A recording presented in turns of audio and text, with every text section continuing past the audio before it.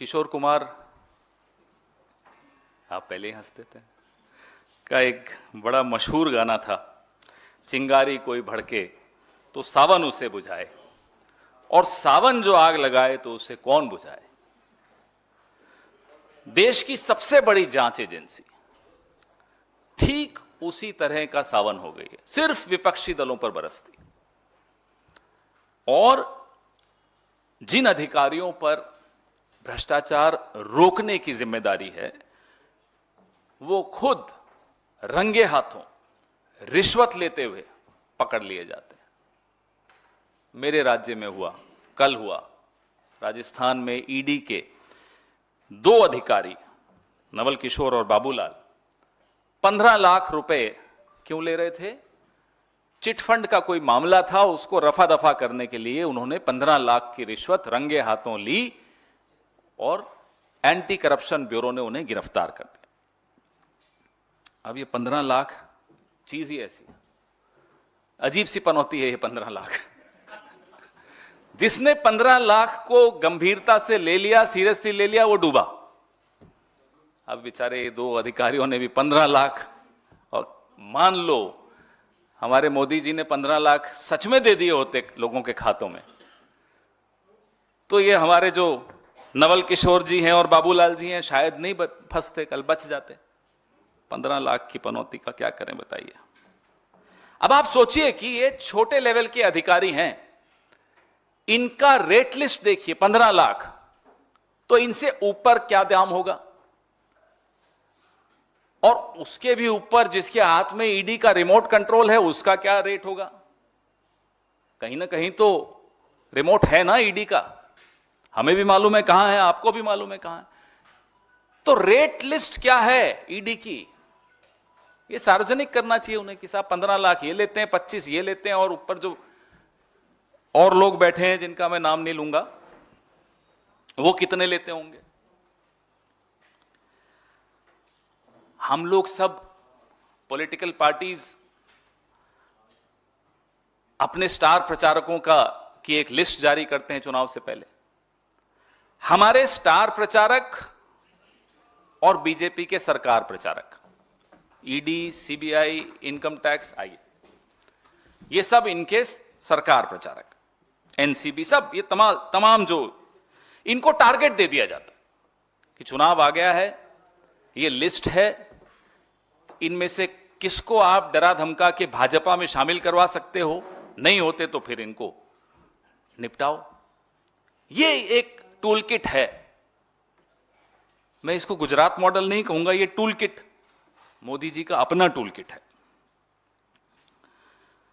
हम हमेशा, कांग्रेस पार्टी हमेशा जांच एजेंसियों को हम चाहते हैं वो शक्तिशाली रहें, वो निर्भीक रहें, वो किसी के कंट्रोल में रहकर काम न करें, स्वायत्त रहें, ऑटोनोमस रहें जिसको कहते हैं अंग्रेजी में। आप इन एजेंसीज को मजबूत कीजिए, मजबूर मत कीजिए। हमारी आपसे सिर्फ यही शिकायत है।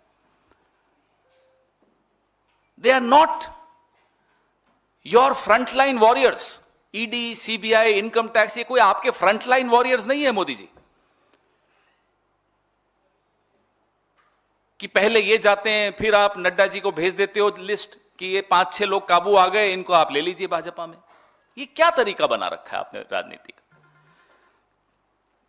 95% से ज्यादा ईडी केस अगर विपक्ष के नेताओं पर होता है तो सब कुछ सामने है आपके।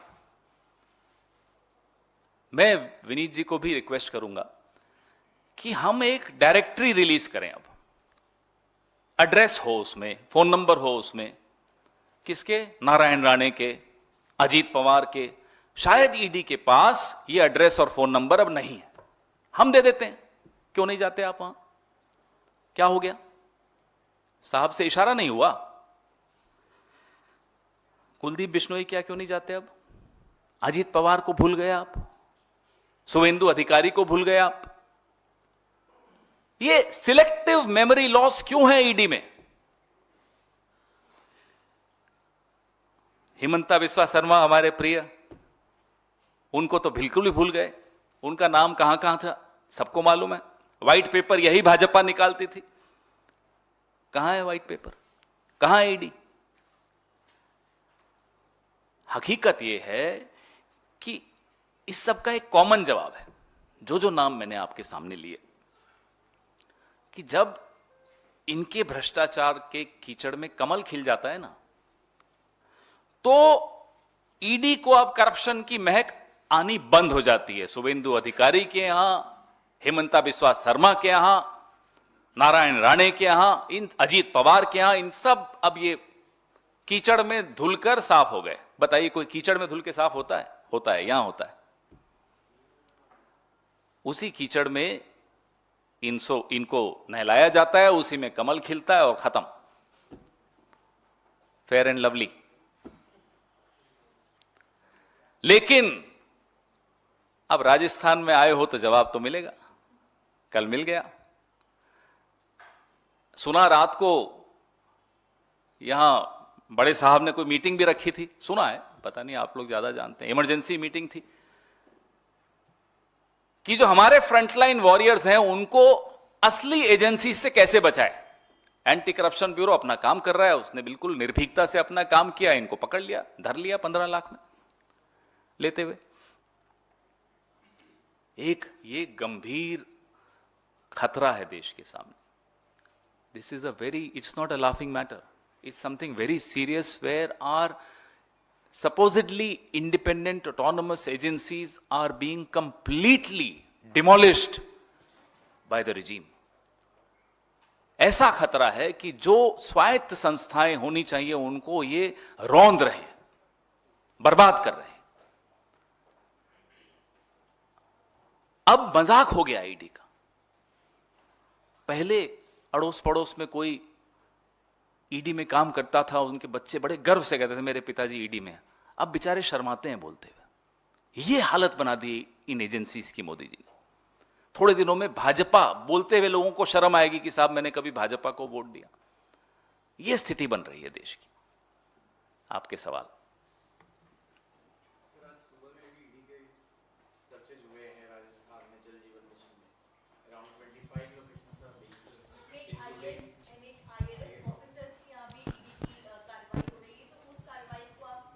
क्योंकि मैं इसमें ऐड ऑन कर रही हूँ। और इसके अलावा आपके एक मंत्री हैं महेश जोशी, उनके ओएसडी के यहाँ भी ईडी की एक बार फिर से कार्रवाई हुई है, पहले भी हो चुकी है, तो उस कार्रवाई को आप किस तरह देखते हैं सर? जैसा मैंने आपको कहा, 5 राज्यों में चुनाव हैं, 2 में कांग्रेस है। इन 5 राज्यों को भी चलिए अलग कर दीजिए। हिमाचल में थोड़े वक्त पहले ही चुनाव हुए थे, गुजरात में हुए थे। आपने देखा कि ईडी गुजरात के किसी मंत्री के यहां रेड डालने गई हो? रूलिंग पार्टी पिछले 20-25 सालों से, 27 सालों से रूलिंग पार्टी है, नहीं गई। क्यों नहीं गई? हिमाचल में भारतीय जनता पार्टी की सरकार थी, अभी हाल ही तक चुनाव थे, समझ में आता है कि चलिए चुनाव में ही सक्रिय होती है एजेंसी, मान लेते हैं थोड़ी देर के लिए। क्यों नहीं हुआ हिमाचल में ये रेड? सब कुछ सामने है कि जहां कांग्रेस का शासन है, जहां गैर भाजपा का शासन है और वो पार्टी इनके काबू नहीं आ रही, वहां ये लोग रेड डालने अपने फ्रंटलाइन वॉरियर्स को भेज देते हैं, डराने धमकाने।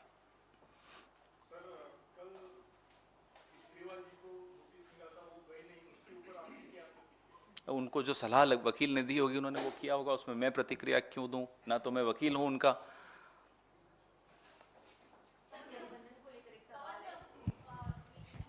आपने मास्क पहना हुआ है सर? पोल्यूशन बहुत ज़्यादा है ना। एक क्वेश्चन उस पर भी है लेकिन वो बाद में। सर, ईडी से रिलेटेड ये है कि छत्तीसगढ़ में सीएम ने एक बहुत बड़ा आरोप लगाया। उन्होंने बोला है कि जो ईडी ऑफिसर्स यहाँ पर आ रहे हैं, रेड्स के लिए भी आ रहे हैं, उनकी भी चेकिंग होनी चाहिए, क्योंकि बीजेपी जो है वो पैसा भेज रही है स्पेशल फ्लाइट से सीआरपीएफ के ऑफिशियल्स के लिए भी। कुछ भी संभव है इस शासन में, कुछ भी संभव है। जो हमको लगता था कि हिंदी पिक्चरों में या दक्षिण भारत की पिक्चरों में देख के हम अचंभित हो जाते थे कि एक पिक्चरें अजीब सी बना रहे हैं, ये समाज में कभी होता है, लेकिन ये होने लग गया है, ये हो रहा है। तो जो बघेल साहब ने आरोप लगाया है, इसकी जांच तुरंत होनी चाहिए। हवाई जहाज क्यों नहीं चेक होते जिसमें ये लोग जाते हैं? मुझे याद आता है आज से 10 साल पहले शीला जी के साथ हम किसी प्रचार में बिहार के चुनाव में गए, 10-15 साल पहले। हेलीकॉप्टर को ऐसे जांचते हैं चुनाव आयोग वाले, बैग पर्स, मुख्यमंत्री हो कोई हो, सबके जांच होती थी। लेकिन यहां तो अभी अजीब सी स्थिति है, एक प्रदेश का मुख्यमंत्री इतना गंभीर आरोप लगा रहा है, तुरंत इनको बघेल साहब के इस आरोप पे कार्रवाई करनी चाहिए। पवन जी, अभी आपने आरोप लगाया कि ईडी की सारी कार्रवाइयां जो है कांग्रेस शासित राज्यों में होती हैं, उसी क्रम में आज छत्तीसगढ़ में भी 2 व्यापारियों के यहाँ ईडी की छापेमारी अभी चल रही है। उसकी जानकारी मुझे अभी नहीं है, लेकिन यह भरोसा कर लीजिए कि भाजपा से संबंधित नहीं होगा। वहां आंख मूंद लेते हैं, बुरा ना देखो बुरा ना सुनो, वो वाली मुद्रा में आ जाते हैं। दिल्ली में सरकार के कामकाज को आपने देखा है नजदीक से, जो दमघोटू हवा है दिल्ली में, जो सांस जिंदगी छीन रही है। लेकिन केजरीवाल साहब मध्य प्रदेश में कहते हैं कि जो दिल्ली की जनता ने करिश्मा कर दिखाया आम आदमी पार्टी के लिए और पंजाब की जनता ने, वो मध्य प्रदेश की जनता से मैं अपील करता हूं कि करिए। तो ये करिश्मा है दिल्ली की। चुनाव प्रचार में कौन कितना क्या बोलता है वो आपको भी मालूम है, मुझे भी मालूम है, लेकिन इतनी गंभीर समस्या है कि वो नरेंद्र मोदी जी हों या दिल्ली के मुख्यमंत्री हों, आपातकालीन बैठक इनको बुलानी चाहिए, इस पे तुरंत कुछ प्रभावी कदम उठाने चाहिए। इसमें राजनीति का कोई स्थान नहीं है कि साहब मेरी कमीज, अब तो कमीज सफेद रहती नहीं है दिल्ली में, तो ये भी नहीं कह सकते मेरी कमीज तुम्हारी कमीज से सफेद कैसे। हमने वो दौर देखा था जब 1 घंटे में सफेद कमीज काली हो जाती थी दिल्ली में की सड़कों पर। शीला दीक्षित जी मुख्यमंत्री थी, प्रभावी कदम उठाए गए और उस वक्त के विपक्ष ने भी काफी साथ दिया, ऐसा नहीं है कि नहीं दिया। हम सब साथ देने को तैयार है। आप लोग बैठिए, शुरू तो करिए, कोई प्रभावी कदम उठाने की दिशा में कुछ तो करिए, यही हमारी उनसे आग्रह है। सर, बिहार के मुख्यमंत्री नीतीश कुमार जो आपके गठबंधन में हैं, उन्होंने कहा कि कांग्रेस पार्टी तवज्जो नहीं दे रही है गठबंधन का। कांग्रेस तो 5 राज्यों के चुनाव में व्यस्त है, लेकिन गठबंधन में कोई बात नहीं हो पाई। नहीं, अगर उनको ऐसा है तो कल बात हो ही गई, जवाब दे ही चुके हैं, इसमें बार बार क्यों रिपीट क्यों करवाते हो? कुछ भी पूछना हो अभी पूछ लीजिए, फिर फ्लाइट लेनी है तो भागना है। हाँ हाँ बोलिए बोलिए। सर, भारतीय जनता पार्टी आरोप लगा रही है कि लगातार इजराइल और फिलिस्तीन युद्ध के जरिए आप लोग तुष्टीकरण की बात कर रहे हैं, पैलेस्टीन और हमास का समर्थन करने को आप तैयार हैं, कांग्रेस पार्टी सिर्फ चुनावों में फायदा लेने के लिए कर रही है। भारतीय जनता पार्टी को हम अपने तमाम स्टेटमेंट भेज देते हैं, उनको समझ में आ जाएगा। लेकिन हम ये जरूर जानते हैं कि अलग अलग तरीके से इस देश के मुद्दों से ध्यान कैसे बटाया जाए, इसकी एक training workshop Bharatiya Janata party को लेनी चाहिए। हम भी सीखना चाहते हैं साहब, बड़ी बखूबी आप ध्यान बटाने का काम करते हो। आइए ना, सिलेंडर की कीमत पर आइए ना, दिल्ली की पॉल्यूशन पर बात करिए ना, महंगाई पर पूरी बात करिए, बेरोजगारी पर बात करिए, महिला सुरक्षा पर बात करिए। क्यों मुद्दों से ध्यान हटाते हो? जाति जनगणना पर बात करिए। अब मोदी जी कल छत्तीसगढ़ गए, इनकी स्क्रिप्ट राइटर भी मुझे लगता है अब थक गया है।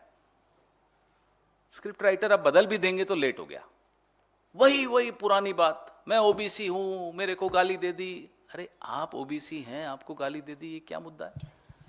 ओबीसी की हमने तो आपको जाति जनगणना की मांग की, उस पर जवाब क्यों नहीं देते? ये सब सवालों से बचने का एक ही रास्ता है। लेफ्ट हाथ क्या कर रहा है उसकी तरफ आपका ध्यान नहीं जाए तो राइट हाथ से कुछ कर देंगे, आपका ध्यान यहीं रहेगा। इधर से एयरपोर्ट बेच देंगे, पोर्ट बेच देंगे, तो हमेशा राइट हाथ जो कर रहा है वो मत देखिए, लेफ्ट में क्या चल रहा है वो देखिए।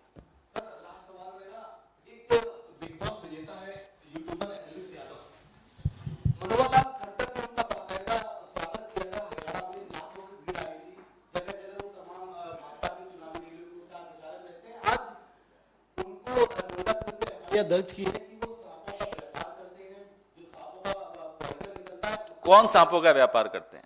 ये एलवीस यादव। अच्छा, एलवीस अच्छा, यादव। मैंने सोचा आपने जो भाजपा का नाम लिया था। एलवीस यादव। अच्छा अच्छा, नोएडा सेक्टर 49 थाने में एफआईआर दर्ज की है।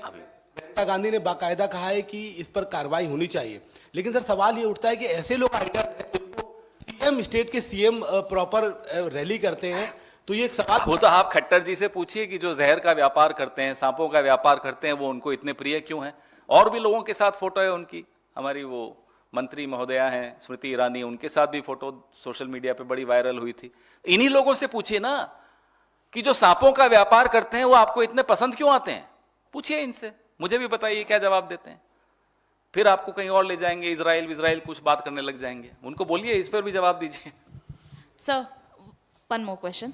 Sir, as the election campaigning is going on in Telangana, now KTR has responded to all the claims which are being made by the Congress party, and he has called Revant Reddy as well as Rahul Gandhi Pappu. What is your response to that, sir? Obviously, he will do what his master's voice. His master is sitting in Delhi. So whatever the master will say, he will also repeat. But he doesn't realize all these scripts are outdated. They are gone. They should come up with new script writers. And Telangana has a very rich culture of script writing. They should just borrow from the film industry if they don't have their own script writers.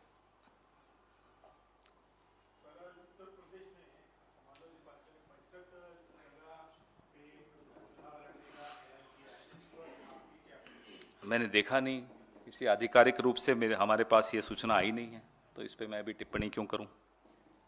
अभी हमारा ध्यान 5 राज्यों के चुनाव पर है। धन्यवाद, thank you.